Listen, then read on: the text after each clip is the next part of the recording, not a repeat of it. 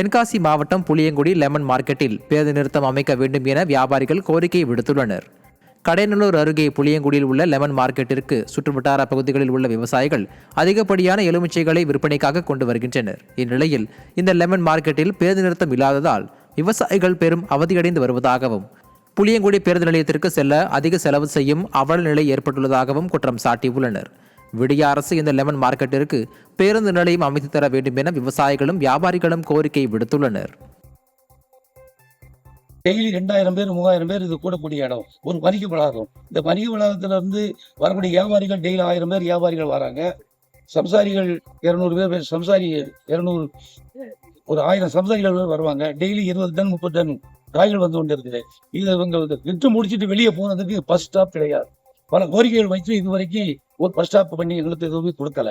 பக்கத்துல போகணும்னா 2 கிலோமீட்டர் ஆட்டோவுக்கு 50 ரூபா கொடுக்க வேண்டியிருக்கு. எந்த சைடு போனாலும் 2 கிலோமீட்டர் போனால் தான் பஸ் ஏற்ற முடியும்.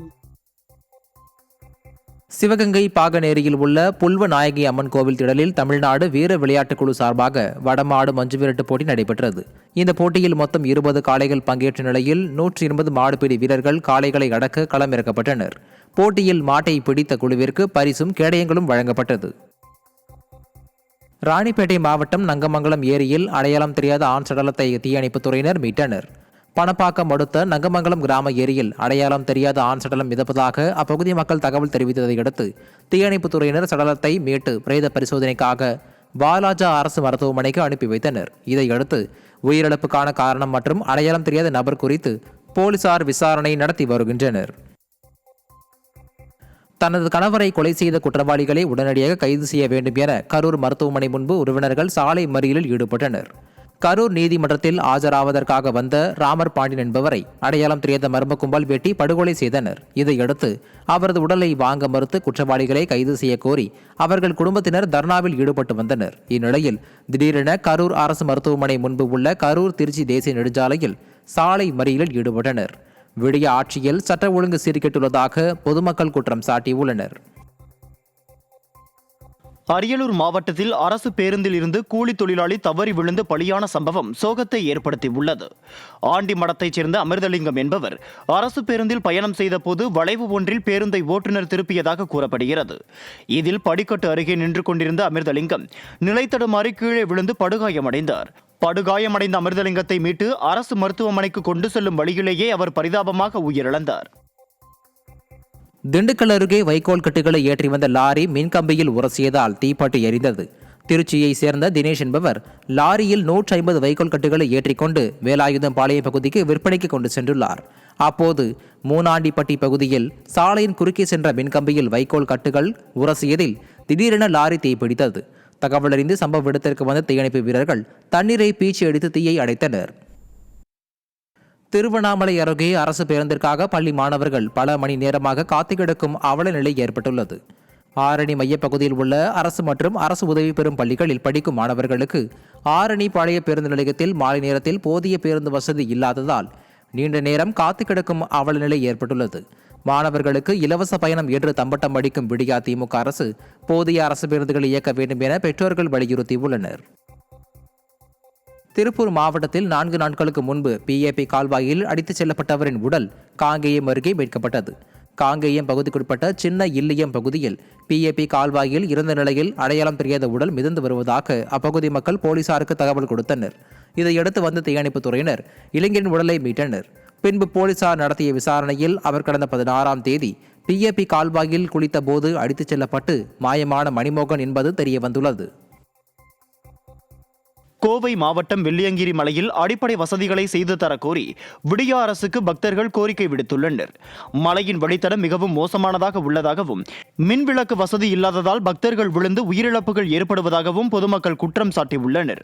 மேலும் குடிநீர், உணவு, மருத்துவ வசதி உள்ளிட்ட அடிப்படை வசதிகளை செய்து தர வேண்டியும் பொதுமக்கள் கோரிக்கை விடுத்துள்ளனர்.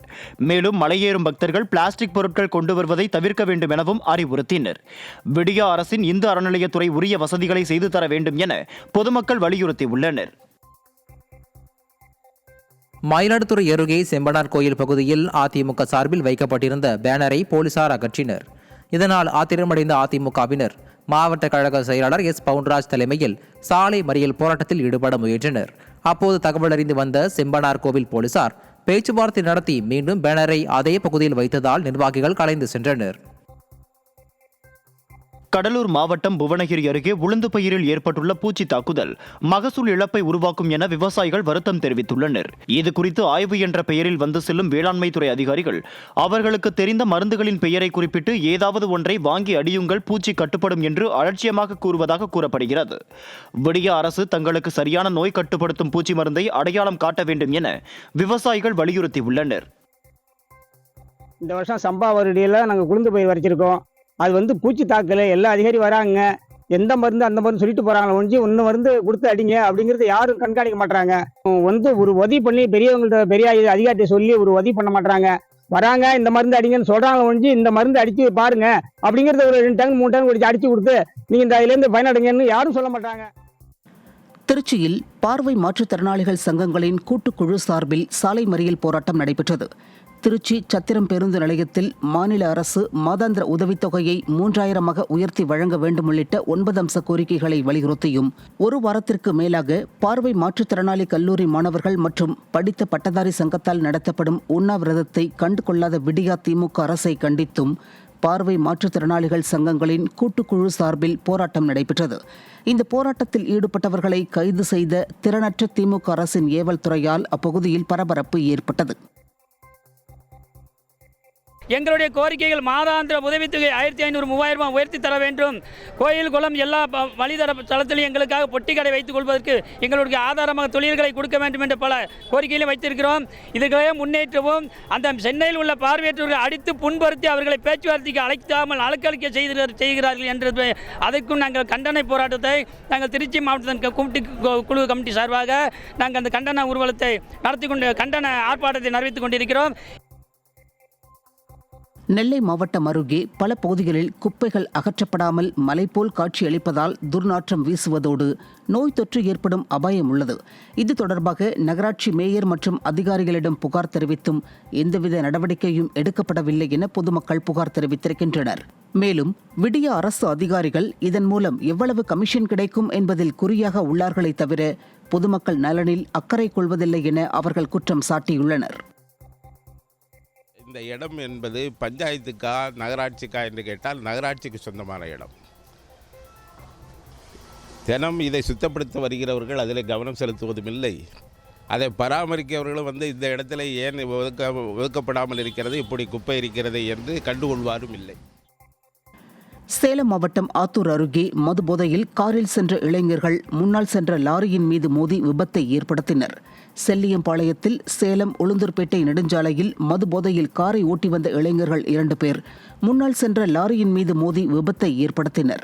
இதனையடுத்து காயமடைந்த இளைஞர்களை போலீசார் மருத்துவமனைக்கு அழைத்து சென்ற நிலையில் போலீசார் தங்களை தாக்கியதாக இளைஞர்கள் ரகளையில் ஈடுபட்டதுடன் காவல் உதவி மையத்தை சேதப்படுத்தினர். இதனையடுத்து மதுபோதை இளைஞரை பிடித்து போலீசார் விசாரணை நடத்தி வருகின்றனர். விடிய ஆட்சியில் சட்டம் ஒழுங்கு மோசமடைந்துள்ளதாக குற்றச்சாட்டு எழுந்துள்ளது.